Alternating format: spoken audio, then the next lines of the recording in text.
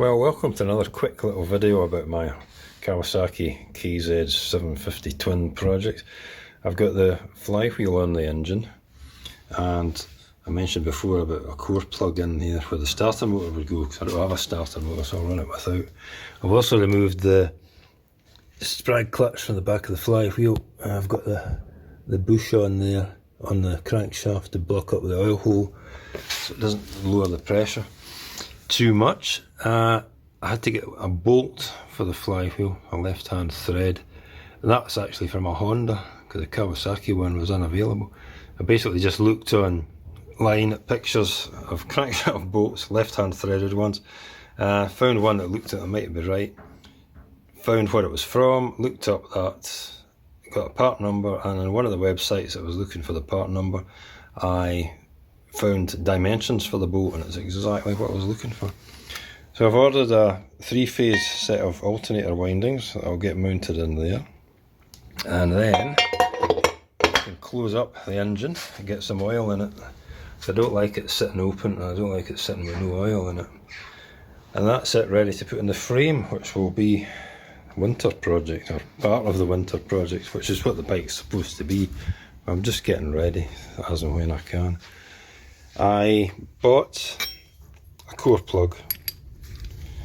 It happened to be one just the right size to press in there, but I felt it was a bit too robust to press into that thin aluminium housing on the crankcase. So I managed to make one out of a 1mm piece, 1mm thick sheet of aluminium.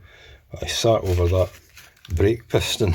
It's an old Girling brake piston, and I pressed a socket into it, and it was a perfect clearance, and it produced quite a neat little core plug like that out of aluminium.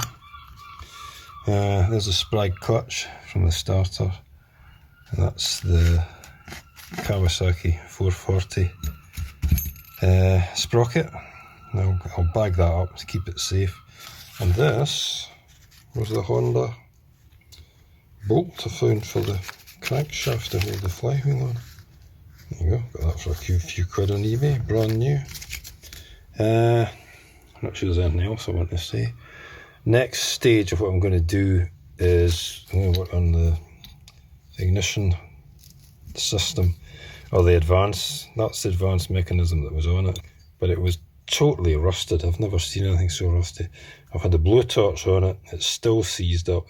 It actually melted the springs, had so much heat on it. It's just totally destroyed. So I've got this one, which is from a 400, because you guessed it, along with the starter motor, I can't get a KZ750 one. It's unique to that bike.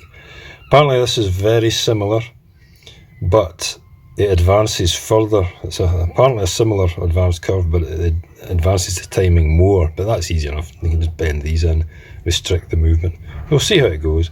It's a points one. I'm going to go with points initially, just to get it running, and I'll eventually work out some electronic system. If you've got the ignition advance as a mechanical setup, then it's a pretty simple system, basically just an electronic switch. I didn't want to use like 40-year-old overpriced second-hand components to have an electronic ignition system, which is what that would be. But I will figure something out in the future. I am, after all, an electrical engineer, so I'm sure I can figure something out. I don't think there's anything else I want to say at the moment. The cat's away outside somewhere in the sunshine, so I won't be having a video of her at the moment. What else? This engine, it's a slightly newer engine than the frame. It's got the clutch mechanism on there,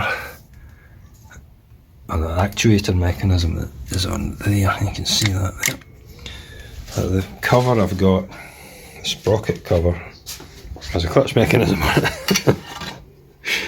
So it's got two clutch mechanisms. Yeah, there. I don't need that one, I'll just remove it. There's a nice little cover, so that'll be interesting. I wonder if anyone who knows of these bikes will spot that, or you know, even old bikes, if they know a bit about them. I wonder if anyone will spot it once it's on the road. Anyway, thank you for watching. The frame's still there.